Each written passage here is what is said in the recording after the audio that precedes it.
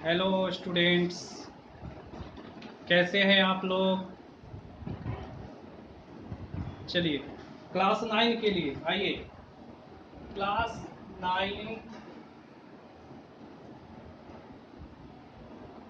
Physics.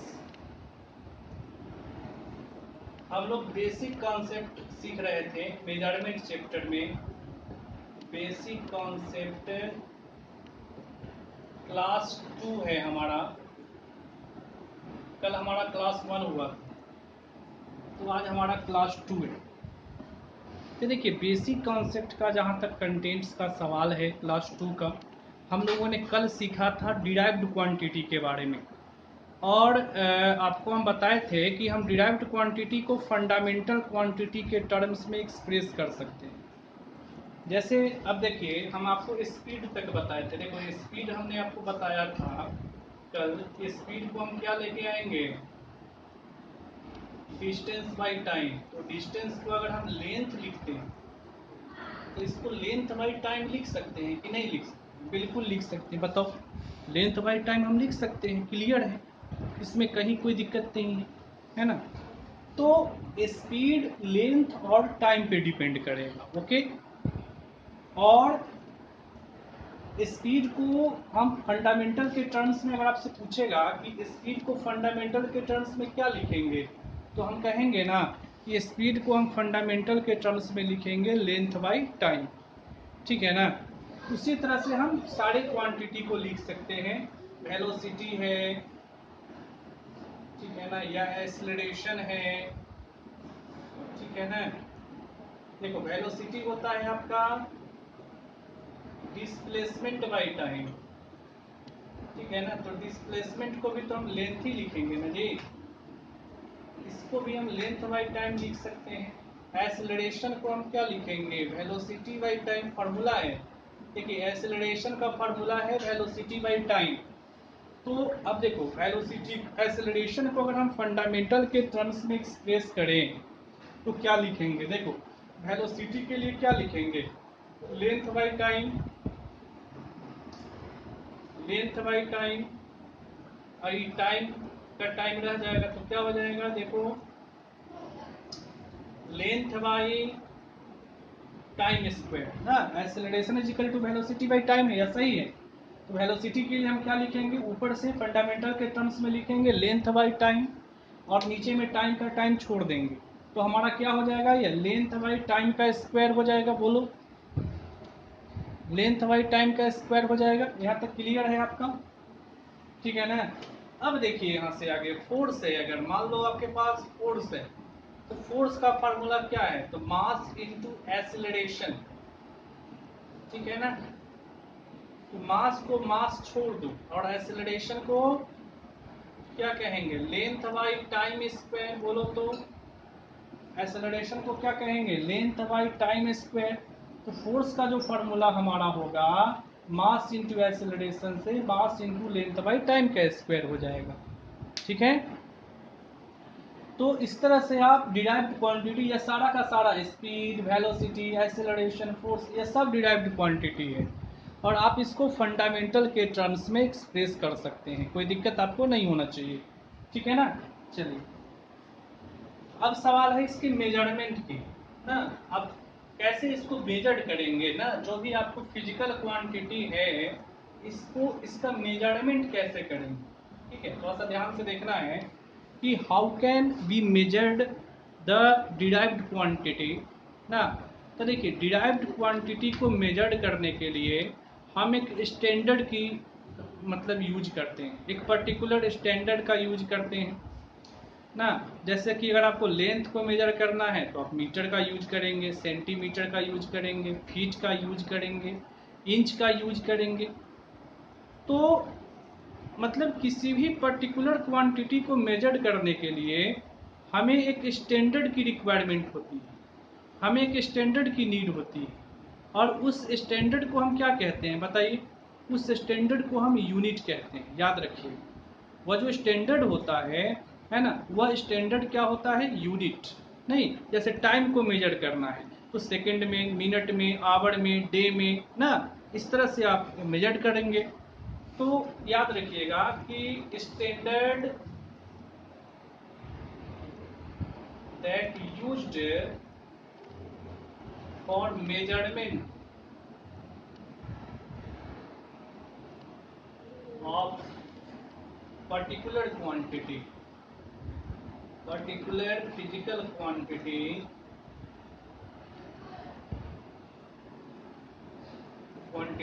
is called units of that quantity। ना उसको उस क्वांटिटी का हम क्या कहते हैं, यूनिट कहते हैं ना, वो उस क्वांटिटी का यूनिट हो जाता है। देखिए यूनिट के डिफरेंट सिस्टम होते हैं, जैसे देखो सीजीएस सिस्टम है यूनिट का, ठीक है ना, एफपीएस सिस्टम है, MKS FPS system, FPS system है, एमकेएस सिस्टम है, और क्या है आपका एसआई सिस्टम ना, डिफरेंट सिस्टम है यूनिट, ठीक है। आप सीखे यहाँ पे सीजीएस, एफपीएस, एमकेएस और एसआई ना, डिफरेंट सिस्टम है। सीजीएस सिस्टम अलग है, एफपीएस अलग है, एमकेएस अलग है, एसआई अलग। मोस्ट पॉपुलर सिस्टम जो यूनिट का है वो एसआई सिस्टम है, ठीक है ना। इसके बारे में हम लोग बाद में डिस्कस करेंगे। SI system most popular system of unit ना, इंटरनेशनल सिस्टम ऑफ यूनिट। 1960 में यह यूनिट लॉन्च हुआ, 1960 में इसके बारे में बताया गया, ठीक है ना। और आज जितने भी फिजिक्स की बुक्स आप पढ़ते हैं वह सब इसी सिस्टम पे बेस्ड है, एसआई सिस्टम पे बेस्ड है, ठीक है ना। वह सब किस पे बेस्ड है, एसआई सिस्टम पे बेस्ड है। तो SI system most popular system of unit है, और हम अब इसी के बारे में डिस्कस करें, ठीक है ना। देखिए एसआई सिस्टम में अगर हम देखें तो यूनिट में दो यूनिट आ जाते हैं, एक फंडामेंटल और दूसरा होता है डिराइव्ड यूनिट, ठीक है ना।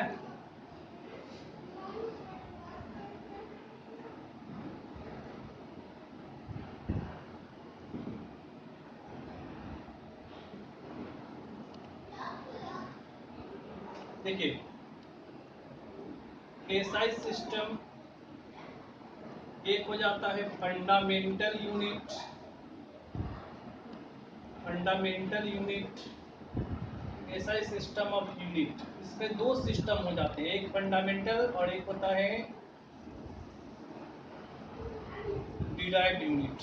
नहीं, दो होते हैं, देखो एक आपका होता है फंडामेंटल, यहाँ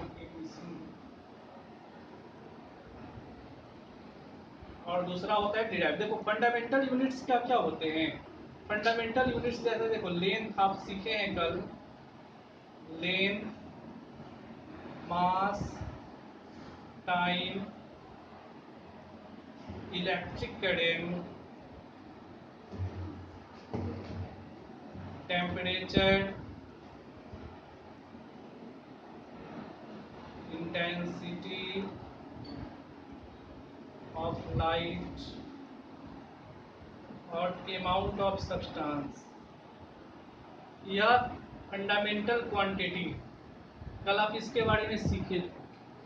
तो फंडामेंटल क्वांटिटी के जो यूनिट होते हैं ना, उसी को फंडामेंटल यूनिट कहा जाता है। ऐसा सिस्टम में फंडामेंटल यूनिट्स वह होते हैं जो फंडामेंटल क्वांटिटी से रिलेटेड होते हैं। और 7 फंडामेंटल क्वांटिटीज हैं, बताइए। अब देखिए, अब इसमें लेंथ का क्या हो जाएगा, मीटर, एम, मास का देखो किलोग्राम, केजी, टाइम का सेकेंड, एस इलेक्ट्रिक करंट का एम्पियर, ए टेम्परेचर का होगा kelvin, K intensity of light का candela, C D amount of substance का मोल, MOL, इतना हो जाएगा, ठीक है ना। ये सब के सब फंडामेंटल यूनिट्स हैं। मतलब फंडामेंटल यूनिट का जो सर्टेन सेट होता है ना, 7 सेट जो आप यहाँ पे देख रहे हैं, इसका यूज करके हम सारे डिराइव्ड यूनिट्स को ऑब्टेन कर सकते हैं। डिराइव्ड यूनिट्स क्या है, derived units are those which obtain from the fundamental units. Fundamental unit से जो यूनिट्स को हम ऑब्टेन करते हैं, है ना, उसको हम क्या कहते हैं, डिराइव्ड यूनिट्स कहते हैं। तो अगर आप इस सब को याद रखते हैं, है ना, तो फिर आप सारे के सारे डिराइव्ड यूनिट्स को ऑब्टेन कर सकते हैं, आप यूनिट्स को फाइंड कर सकते हैं। और जब आप यूनिट्स को फाइंड कर लेंगे तो आप जान जाएंगे कि मास जो हम मेजर करते हैं, या ग्रोसरी शॉप में जाके राइस लेते हैं 5 kg, तो 5 kg क्या है, the mass of the rice ना, वह किस क्वांटिटी को मेजर किया, राइस के मास को मेजर किया, वह 5 kg है ना। अगर आप पल्सेज लेते हैं 2 kg, तो पल्सेज के मास को मेजर कर रहा है। करेंट आपका देखते हैं आप इलेक्ट्रिकल अप्लायंसेस पे 5 एम्पियर लिखा हुआ है, तो एम्पियर क्या है, वहाँ ए क्या है, ए करंट को मेजर कर रहा है, इलेक्ट्रिक करंट को मेजर कर रहा है, ठीक है ना। तो अगर आप यूनिट जानते हैं तो आप यह भी जान जाइएगा कि किसी भी पर्टिकुलर क्वांटिटी को हम किस टर्म में यूज करेंगे, किस टर्म में मेजर करेंगे, ठीक है ना। तो अब आइए डिराइव्ड यूनिट्स के बारे में देखिए। फंडामेंटल यूनिट्स आपका यह रहा, डिराइव्ड यूनिट्स कैसे फाइंड करते हैं उसको देखें। लेकिन उससे पहले आपको यह ध्यान देना होगा कि डिराइव्ड यूनिट्स के लिए सारे के सारे फंडामेंटल यूनिट्स को आपको जानना जरूरी है, ठीक है ना। मतलब जितने भी फंडामेंटल यूनिट्स हैं उसी की सहायता से हम डिराइव्ड यूनिट्स को ऑब्टेन कर सकते हैं, ठीक है ना। अब देखिए डिराइव्ड यूनिट्स में आइए।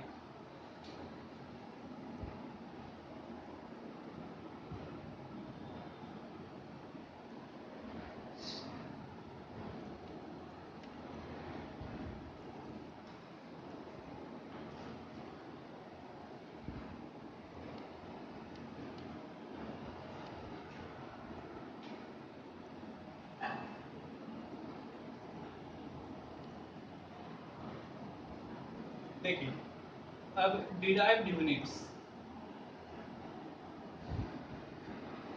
ऑफ फिजिकल क्वांटिटीज के डिराइव्ड यूनिट्स। देखो एरिया, एरिया का क्या लिखेंगे आप, लेंथ इंटू ब्रेथ, तो लेंथ को मीटर, आप ब्रेथ का भी तो मीटर, क्योंकि ब्रेथ भी एक टाइप का लेंथ होता है, नहीं ब्रेथ क्या है, एक टाइप का लेंथ है। तो अगर लेंथ का मीटर तो ब्रेथ का भी मीटर, तो एरिया का यूनिट आपका क्या रह जाएगा, मीटर स्क्वायर, या स्क्वायर मीटर भी आप कह सकते हैं। अगर आप देखिए इसके बाद वॉल्यूम का, तो वॉल्यूम क्या होगा, L into B into H, तो इसका meter into meter into meter आ जाएगा, तो क्या होगा, मीटर क्यूब हो जाएगा। नहीं, वॉल्यूम आपका क्या हो जाएगा, मीटर क्यूब, क्योंकि ब्रेथ और हाइट इसको भी हम लेंथ की तरह ही ट्रीट करते हैं, तो ब्रेथ और हाइट का भी यूनिट मीटर रह जाएगा, तो मीटर क्यूब हो जाएगा। नहीं, इसके बाद देखिए डेंसिटी, देखो डेंसिटी का क्या हो जाएगा, मास बाई वॉल्यूम, देखो मास का केजी लिख लेंगे, अब वॉल्यूम का देखो मीटर क्यूब लिखेंगे, बोलो तो मास का हम लिख लेंगे केजी, अब वॉल्यूम का मीटर क्यों नहीं लिख लेंगे, देखो वॉल्यूम का हम मीटर क्यूब लिख लेंगे, ठीक है ना। तो यह क्या हो जाएगा हमारा केजी पर मीटर क्यूब, या आप इसको ऐसे भी लिख सकते हैं, ठीक है ना। अब देखिए यहाँ पे स्पीड, स्पीड का हो जाएगा डिस्टेंस बाई टाइम। अब देखो इसको हम क्या लिखेंगे, डिस्टेंस को लेंथ लिखते हैं, टाइम को टाइम छोड़ेंगे, तो लेंथ का मीटर और टाइम का सेकेंड, तो क्या हो जाएगा मीटर पर सेकेंड, स्पीड का यूनिट। तो इस तरह से अगर आप इस कंसेप्ट को अपने मेमोरी में रिटेन कर लेते हैं तो आप आसानी से डिराइव्ड यूनिट्स को फाइंड कर सकते हैं, ओके। अब देखिए हम क्या करते हैं कि हम कुछ ऐसे क्वांटिटी को, डिराइव्ड क्वांटिटी को लिख देते हैं और आप सब उसको सॉल्व करेंगे, उसके यूनिट्स को फाइंड करेंगे अकॉर्डिंग टू एसआई सिस्टम, और हमारे व्हाट्सएप नंबर पे अपना आंसर सेंड करेंगे, ओके। अपने व्हाट्सएप नंबर पे हमारा आंसर सेंड करेंगे। हम यहाँ पे डिराइव्ड यूनिट्स को लिख दे रहे हैं, ठीक है ना, जिसका यूनिट सबको फाइंड करना होगा, ठीक है। 4 तक हम बता चुके हैं। देखिए 5 में आपका होगा वेलोसिटी, इसके बाद देखिए एक्सीलरेशन, इसके बाद force, momentum, the mass into velocity, formula हम लिख दे रहे हैं। बाकी का फार्मूला हम बता चुके हैं। इस तीनों का फार्मूला हम जब आपको बताए थे कि डिराइव्ड को फंडामेंटल के टर्म्स में कैसे लिखेंगे, तो उस समय हम आपको बता चुके थे। मोमेंटम के बाद देखो impulse, force into time, pressure, force by area, work, force into displacement, power, work by time, उसके बाद एनर्जी, पावर इनटू टाइम, देखो surface tension, force by length. नहीं, हम फॉर्मूला सबका लिख दिए यहाँ पे, और आपको क्या करना है कि इसके यूनिट्स को फाइंड करना है अकॉर्डिंग टू एसआई सिस्टम, और फाइंड्स करके हमारे पर्सनल व्हाट्सएप नंबर पे आप लोग सेंड करेंगे। ओके, और फिर हम लोग नेक्स्ट क्लास में आपसे मिलेंगे। धन्यवाद, स्वस्थ रहिए।